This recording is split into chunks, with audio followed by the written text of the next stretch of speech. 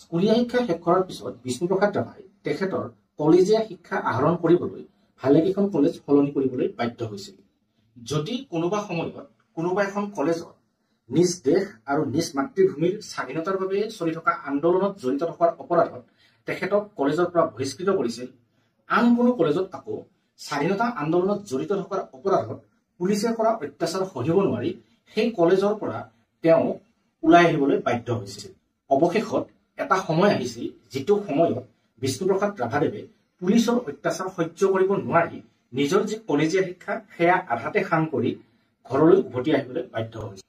বিষ্ণুপ্ৰসাদ ৰাভাদেৱৰ যি দাম্পত্য জীৱন আছিল সেই দাম্পত্য জীৱনো কিন্তু যথেষ্ট সুখকৰ নাছিল।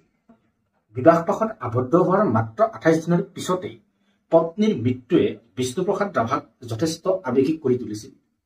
পত্নীৰ মৃত্যুৰ পিছত আৱেগবিহ্বল হৈ বিষ্ণুপ্ৰসাদ ৰাভাই ৰচনা কৰিছিল এটা গীত, যিটো গীতৰ কলি আছিল পৰজনমৰ শুভ লগনত যদিহে হয় আমাৰ দেখা, পুৰাবানে প্ৰিয়ে এই জনমৰ মোৰ হিয়াৰ অপূৰ্ণ আশা।